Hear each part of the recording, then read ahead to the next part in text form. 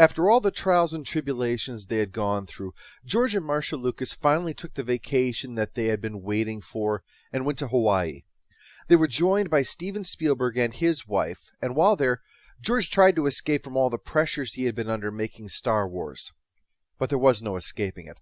Alan Ladd Jr., who had staked so much of his professional reputation on his decision to see Star Wars through to the end, was elated by the returns, and he would keep calling George up to fill him in, convinced that George would be that much more interested in it than he was. But truthfully, Lucas wanted to get away from all of that. Knowing it was a success was all he needed at the moment. As the reports continued to come in, it began to dawn on George and Marcia the incredible wealth that they had at the moment was about to be dwarfed by the landfall that Star Wars was about to bring them. It was more money than George knew what to do with, and he mused perhaps about buying a frozen yogurt franchise, perhaps. As I discussed in The Hero's Journey, while making Star Wars, Lucas had no driving force to become wealthier than he already was. What interested him far more was creative freedom. For the moment, that was still the case. In fact, he began sharing out some of this success with Star Wars with those that had helped make it possible, splitting 1.4 ways between Guinness, Hamill, Ford, and Fisher, and another point amongst members of the crew. Lucas had certainly earned every penny, and his generosity and fairness in recognizing that others deserved more than what they were getting is admirable. But we should also note that in time, as those zeros kept getting added to the ends of his check, Lucas would start to take a very different attitude towards wealth than he had in the initial wake of Star Wars' success. It was during this vacation that Steven Spielberg mused about his desire to one day make a James Bond film. But Lucas told him he had a suggestion for something else, something that he had been playing with a little bit during his work on Star Wars. It was to again visit the idea of old adventure serials, but rather than doing space opera, it was going into exotic places. Much like the way Lucas abandoned Flash Gordon to instead make his own original space opera that wouldn't be tied to someone else's property, Lucas and Spielberg could take the parts of James Bond that Spielberg liked and incorporate them into an original property. The film that would be the result of this would be called Raiders of the Lost Ark, and it would be something that they could make together. The visionary George Lucas, who had created the extraordinary world of Star Wars by knitting together seemingly unrelated concepts, and the genius Steven Spielberg, whose directorial abilities tapped into exactly what audiences were looking for from films. It was a match made in cinematic heaven.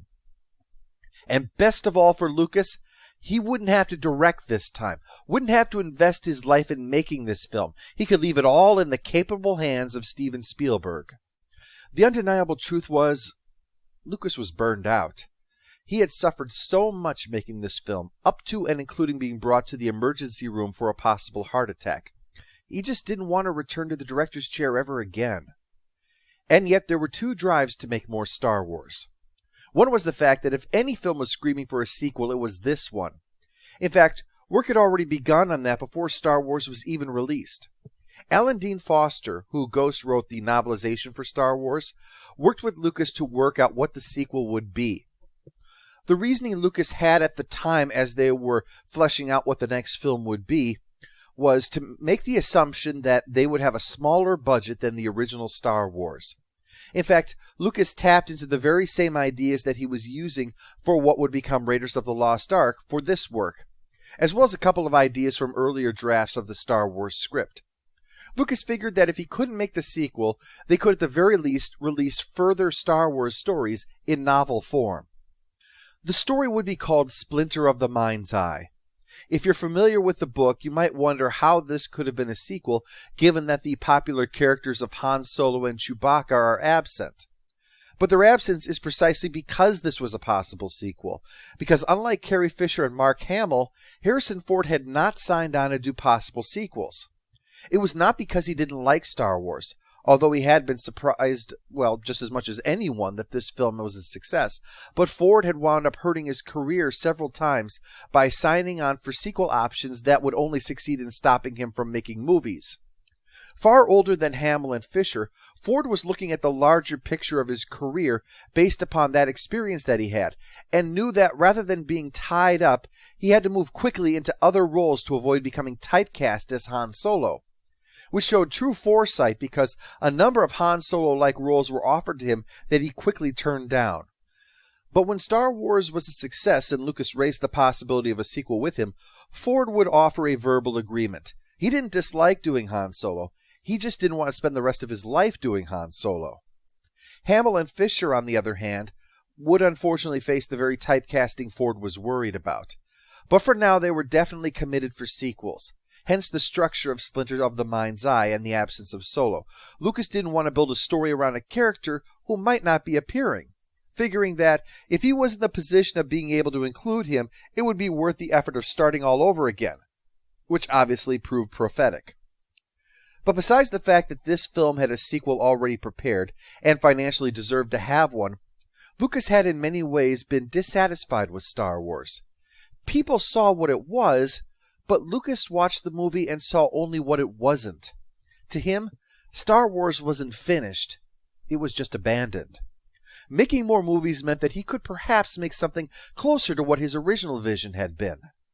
If there was ever going to be a Star Wars sequel, though, now was the time to do it.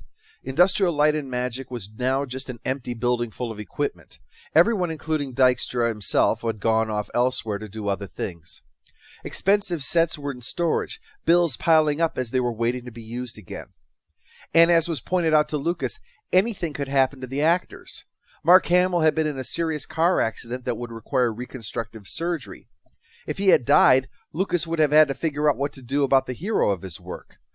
The decision to make a sequel was obvious, especially when an idea came to Lucas, one that he wouldn't have considered until all of that money had started to come his way and he realized just what he could do with it.